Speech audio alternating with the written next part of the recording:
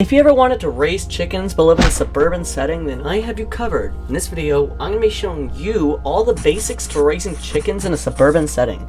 Be sure to pay close attention to the details I describe in this video, and be sure to like and subscribe so we can hit 4,000 before the end of the summer. Anyways, sit back, get your favorite drink and food, and enjoy this documentary.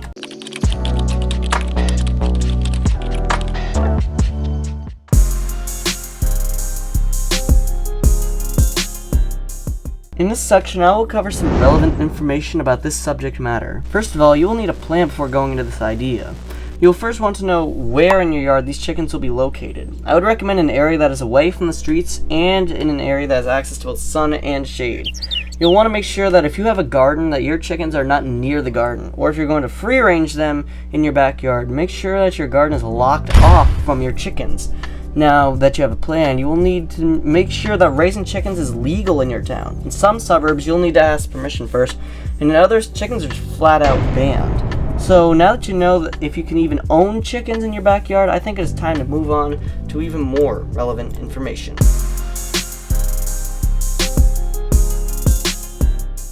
So as I discussed about in the previous segment, you'll need an area for them. I would recommend an area that is bigger than the chicken coop, but make sure to keep them out of your garden. You don't want to have your chickens destroying your hard work in the garden. It is also important to know if you're going to free range them or not. Most people in the suburbs will free range their chickens, but only in their backyard. If you live in a quiet neighborhood, you may be a little bit less cautious with keeping your chickens in the yard. But I still recommend that you keep them in their backyard at all costs. And make sure to keep them out of your neighbor's yard as well, especially if they have pets. Also, I forgot to mention that if you have pets, keep them away from your chickens to ensure their safety.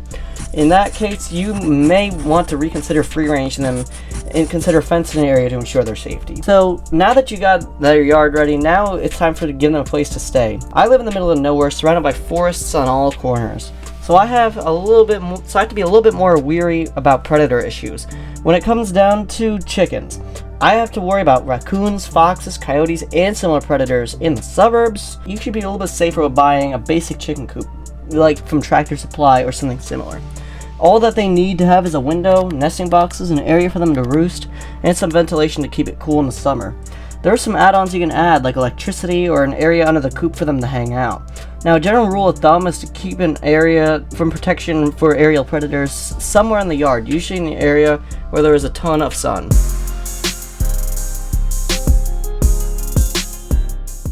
Raising baby chickens in the suburbs is not any different than raising baby chickens in the middle of nowhere. You want to get yourself a brooder to put your chickens in, a heat lamp, some shavings tied to the ground, a feeder, and a waterer. All the products I just mentioned cost a total of $130 if you buy the beginner's kit, which includes a heat lamp and other essentials I just brought up, and the brooder. I would recommend keeping them in an area where they won't cause a bunch of dust. So an area like a basement, or if you have a shed, you can put them in there as long as it's safe. You do not want them living in your living room because of all the dust and odors they will end up leaving in that room. So it's best to keep them in a warm area that also isn't crowded. Another thing to remember is that the brooder temperature should be 90 degrees the first week you get them. Then you should decrease the temperature of the brooder by 5 degrees every week. So by week 6, the brooder temperature should be roughly 60 degrees. Once the brooder temperature matches the outdoor temperature, you can officially move them into their new abode. If you would like to know the specifics of raising baby chickens, then you can check the video linked in the card above, which teaches you the details and breaks them down in an easy to understand manner.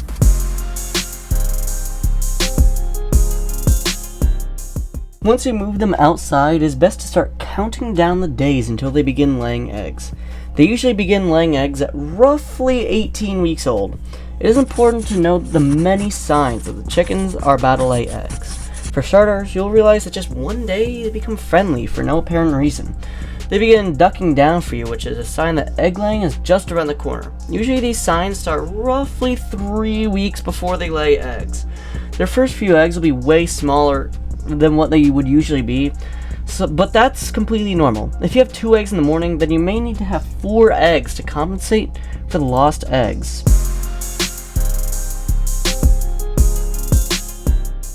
So this is a question I should have answered earlier in the script, however, you know me. So I'm going to take apart from the script from my video 2 weeks ago for this example. In my eyes, I'd recommend getting 4 to 7 chickens for a suburban backyard. as there is not a whole lot of them to manage, and you still get a decent amount of eggs. Now, I just want to warn you, do not under any circumstances get a rooster, as your neighbor will probably file a noise complaint, and you do not want to have the cops at your door at 5 in the morning. But as long as you don't have a massive amount of hens in your backyard, then the noises should annoy your neighbors a little bit less. So if you are only now grabbing your notebook, I will review some key points from this video so that you can refresh your memory. For starters, we talked about how you should set up the space, and talked about why you should talk to your town before getting yourself some chickens. I then talked about some key things that you should look for in a chicken coop, and talked about raising baby chickens, and why you should not keep them in an area where they will cause mess.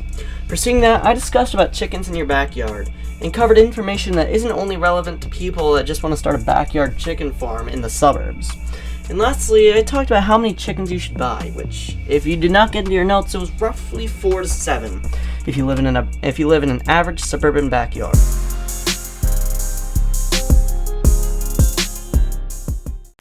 Now, I hope you found something out of this video. The number of the day is 71, so comment that if you made it this far in the video to confuse people who stopped watching. If you enjoy, be sure to like and subscribe so that way you can see more like this. Now, if you want to see more, you can click the video on the left side of the screen, which shows you what a day on my farm looks like. And on the other side of the screen are roughly 50 similar videos to this one, so click on it. Come on, what are you waiting for? You only have a few seconds, bro. Time's running out, bro.